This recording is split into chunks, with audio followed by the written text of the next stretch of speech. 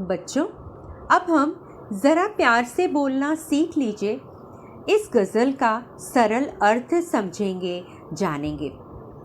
वाणी में शहद घोलना सीख लीजिए, ज़रा प्यार से बोलना सीख लीजिए। हमारी वाणी ऐसी होनी चाहिए जिसे सुनकर लोगों के मन में शहद के समान अनुभूति हो, उन्हें अच्छा लगे, दूसरों को अच्छा लगे। हमें हमेशा ऐसी वाणी बोलनी चाहिए जिसमें प्रेम और विश्वास का अनुभव नजर आए, दिखाई पड़े। चुप रहने के यारों बड़े फायदे हैं, जुबां वक्त पर खोलना सीख लीजिए।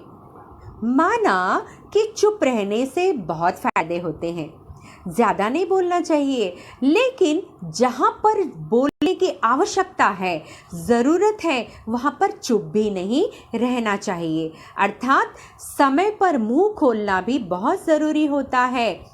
अगर हमें कहीं पर भी कुछ गलत होता हुआ दिखाई पड़े तो उस वक्त उस अन्याय के प्रति हमें चुप नहीं रहना चाहिए, ज़रूर बोलना चाहिए।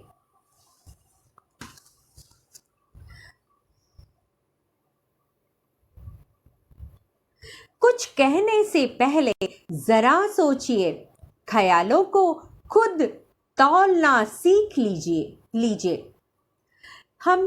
हमें किसी को कुछ भी कहने से पहले विचार करना चाहिए, ख्याल करना चाहिए, सोचना चाहिए कि मेरे यह बात कहने से किसी को कुछ नुकसान तो नहीं हो रहा है, किसी का मेरे यह वाक्य कहने से कुछ खराब तो नहीं होने वाला है, कुछ गड़बड़ तो नहीं होने जा रहा है। अर्थात हमें व्यर्थ की बातें नहीं बोलनी चाहिए। बोलने के पहले हमें विचार करना चाहिए कि मेरी कही हुई इस बात का क्या परिणाम होगा। हमें खुद इस बात के लिए हमें तोलना चाहिए, अच्छा होगा या बुरा होगा, क्या इससे लोगों पर क्या परिणाम पड़ेगा। तो बुरा ना हो सके इसका ख्याल हमें खुद समझ लेना आना चाहिए, सीखना चाहिए कि हम ऐसी बातें ना बोलें। तड़ाक हो या फिर हो तू मैं, अपने आप को टोकना सीख लीजिए। जो व्यर्थ की छोटी छोटी बातें होती हैं, लड़ाइयाँ होती हैं, झगड़े होते हैं, उस वक्त हम कभी कभी किसी को कुछ गलत बोल देते हैं और हम बोलने के बाद कभी कभी हम पछताते भी हैं।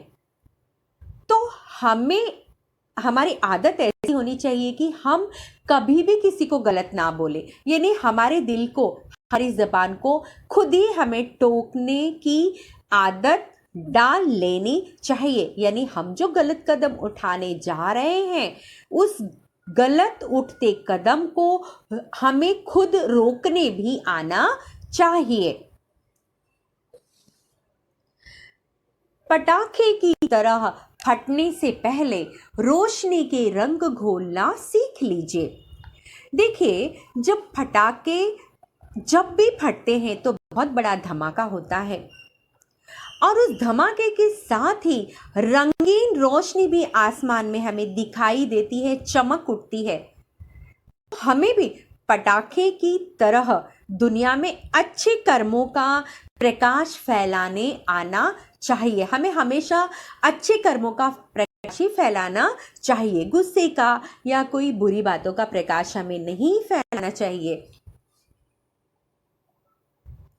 कटु वचन तो सदा बोते हैं कांटे, मीठी बोली के गुल रोपना सीख लीजिए। जो कड़वे वचन होते, कटु मतलब कड़वी वचन, बातें, बोली, वो कभी भी अच्छी चीजों का निर्माण नहीं करती, वो कांटे का निर्माण करती हैं। मान लीजिए कि आपसे कोई कड़वे वचन में बात करता है तो आपको बुरा लगता है, आपके मन में उसके प्रति कोई अच्छी भावना का निर्माण नहीं होता। तो ठीक उसी प्रकार हमें किसी के साथ भी कड़वा वचन नहीं बोलना चाहिए, क्योंकि कड़वे वचन तो हमेशा ही कांटे बोते हैं। हमें तो मीठी बोली का पौधा लगाना चाहिए। मीठी बोली के समान जो फूल होते हैं, गुल मतलब पुष्प, रोपना चाहिए। यानी उसे बोना चाहिए। मधुर वाणी के गुल हमें हमेशा रोपना चाहिए।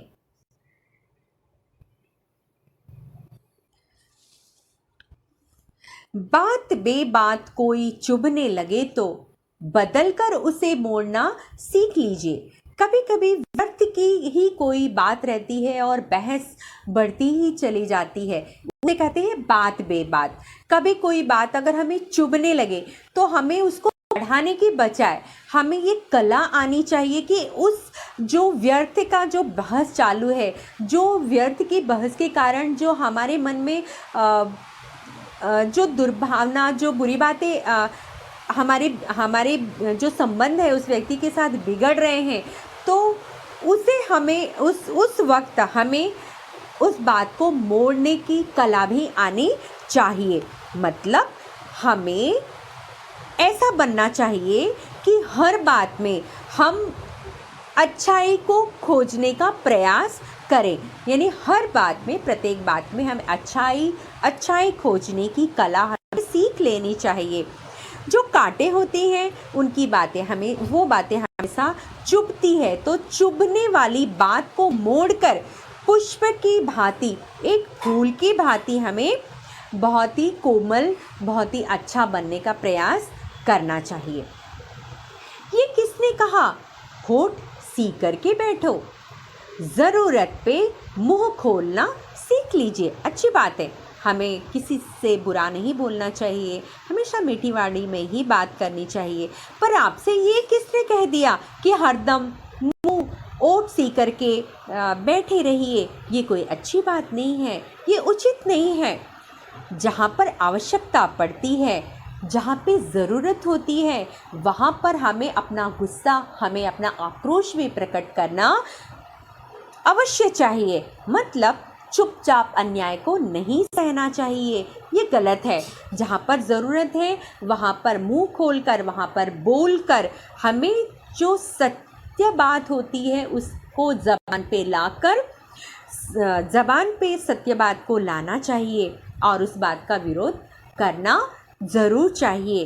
मन के भाव को ज़ुबान पर लाना भी हमें आना चाहिए। बच्चों, आज हमने ये जाना कि किस तरह से हमें मधुर भाषी होने के साथ साथ भी हमें सामने वाले की जो धूर्तता है उसे समझना भी चाहिए, उसका पर्दाफाश भी करने की सलाह इस कविता में हमें प्राप्त हुई है। हमें हमेशा अपनी बातों से दूसरों की ज़िंदगी में खुशियों के रंग भरने का प्रयास करते रहना चाहिए और वक्त पर हमें बोलना भी चाहिए। इस तरह की बातें इस गज़ल से हमें प्राप्त हुई।